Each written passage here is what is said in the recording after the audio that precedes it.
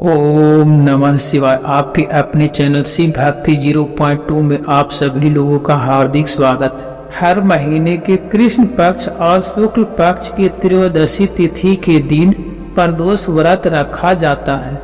वैशाख महीने के कृष्ण पक्ष की त्रयोदशी तिथि को मई महीने का पहला प्रदोष व्रत रखा गया, जो कि रवि प्रदोष व्रत था। अब मई महीने का दूसरा प्रदोष व्रत कब रखा जाएगा?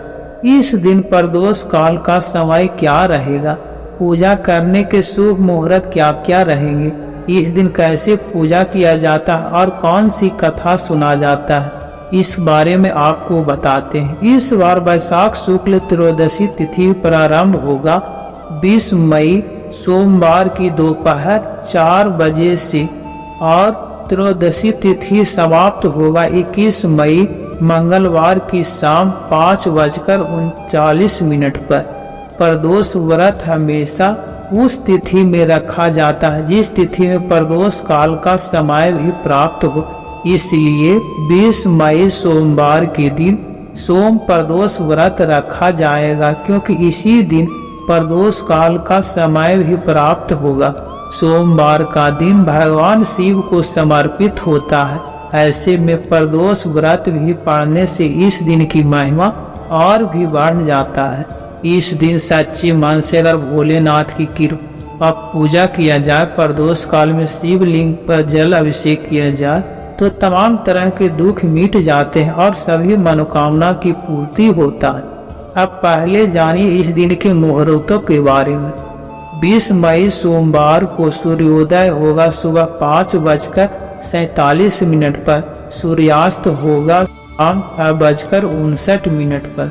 ब्रह्म मुहूर्त सुबह 4:11 से 4:59 तक रहेगा। अभिजीत मुहूर्त सुबह 11:56 से दोपहर 12:49 तक रहेगा। इस दिन सिद्धि योग भी बन रहा है, जो कि दोपहर 12:10 तक रहेगा।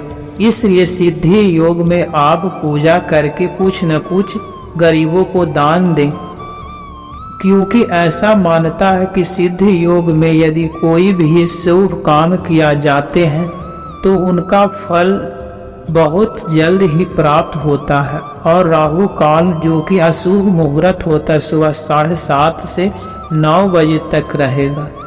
भगवान शिव की पूजा करने के लिए प्रदोष व्रत में प्रदोष काल का समय उत्तम होता है। इसलिए शाम का 6:14 से 7:44 के बीच में आप शिव जी की पूजा जरूर करें। आसपास शिव मंदिर में जाकर शिवलिंग के दर्शन करें। शिवलिंग पर कम से कम 1 लोटा जल अवश्य अर्पित करें। इस दिन भगवान शिव की पूजा विधि विधान से करना चाहिए। इस दिन आप दिन भर उपवास रखकर शाम को प्रदोष काल के समय में घी का एक दीपक जलाकर भगवान शिव के समक्ष बैठकर मंत्रों का जाप करें। माता पार्वती सहित पूरे शिव परिवार का पूजन करें।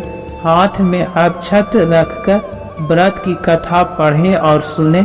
और यदि परिवार में कोई भी गंभीर बीमारी से ग्रसित है या परिवार के सदस्य अक्सर बीमार रहते हैं, तो आज के दिन आपको महामृत्युंजय मंत्र का जाप भी करना चाहिए।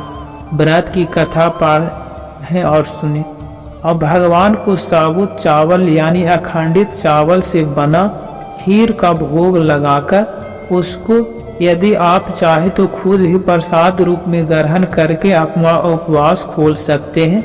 यदि आप इस दिन अन्न ग्रहण नहीं करते हैं तो आप इस खीर को प्रसाद रूप में परिवार के सभी सदस्य में बांटें और खुद केवल फलहार करके, जैसे कि मौसमी फल या फलों का जूस ग्रहण करके अपना उपवास खोल सकते हैं। प्रदोष व्रत को शास्त्रों में सभी प्रकार के सुख प्रदान करने वाला व्रत माना गया है। ऐसा कोई भी मनोकामना नहीं है जो भगवान शिव की कृपा से पूरा न होता हो। और इसलिए सोमवार के दिन पड़ने वाले सोम प्रदोष व्रत के दिन आपको भगवान शिव का पूजन करके चंद्रमा का भी पूजन करना चाहिए, क्योंकि इस दिन की गई पूजा से भगवान शिव की कृपा जहाँ जीवन में सुख समृद्धि और खुशहाली आता है, वहीं चंद्र देवता की पूजा करने से चंद्र दोष भी दूर होता है। शाम को चंद्रोदय होने पर आप चंद्र देवता की पूजा करें, चंद्र देवता को अर्घ दें या फिर भगवान शिव के मस्तक पर विराजमान चंद्रमा की पूजा करें। ओम सोम शिवाय नमः इस मंत्र का सच्चे मन से जाप करें और इस दिन सफेद रंग की वस्तुओं का ज्यादा से ज्यादा दान करना चाहिए। पौराणिक कथा के अनुसार एक बार एक नगर में एक ब्राह्मणी रहा करता था। उसके पति का स्वर्गवास हो गया था। अब उसका सहारा उसका इकलौता पुत्र ही था, जिसके साथ वह सुबह से ही भिक्षा मांगने के लिए निकल पड़ता था। इस तरह दिन भर भिक्षा में मिले हुए अन्न से ही वह अपना और अपने पुत्र का पेट पालता था। एक दिन घर वापस आते समय ब्राह्मणी को एक बालक घायल अवस्था में मिला। ब्राह्मणी को उस पर दया आ गया और उसे वह अपने घर ले आया। वह लड़का विदर्भ देश का राजकुमार था। शत्रु सैनिकों ने उसके राज पर आक्रमण कर दिया था और उसके पिता को बंदी बनाकर उसके राज पर अधिकार कर लिया था। इसलिए वह बालक मारा मारा फिर रहा था। राजकुमार अब ब्राह्मणी और उसके पुत्र के साथ उनके घर में ही रहने लगा और उसके पुत्र की तरह ही पढ़ने और बढ़ने लगा। एक दिन वह ब्राह्मणी अपने पुत्र के साथ राजकुमार को लेकर भिक्षा मांगने के लिए गया हुआ था। वहीं पर अंशुमति नाम की एक गंधर्व कन्या ने राजकुमार को देखा और उस पर मोहित हो गया। अगले ही दिन वह अपने माता पिता को राजकुमार से मिलवाने के लिए लेकर आया और कुछ ही दिनों के बाद अंशुमति के माता पिता को भगवान शंकर ने स्वप्न में आदेश दिया कि राजकुमार और अंशुमति का विवाह कर दिया जाए। उन्होंने वैसा ही किया। वह विधवा ब्राह्मणी भगवान शिव की परम भक्त था और सारे प्रदोष व्रत रखा करता था। उनके प्रदोष व्रत का ही प्रभाव था कि राजकुमार ने गंधर्व राज की सेना की सहायता से विदर्भ देश से शत्रुओं को भगा दिया और अपने पिता का खोया हुआ राज पुनः प्राप्त कर लिया और सुख पूर्वक जीवन बिताने लगा। राजकुमार ने ब्राह्मणी के पुत्र को अपना मंत्री बना लिया। ब्राह्मणी के प्रदोष व्रत के कारण भगवान शंकर की कृपा से जैसे राजकुमार और ब्राह्मणी पुत्र के दिन सुधर गए, वैसे ही भगवान शंकर अपने हर भक्तों पर कृपा बनाए रखते हैं और सबके दिन संवारते हैं।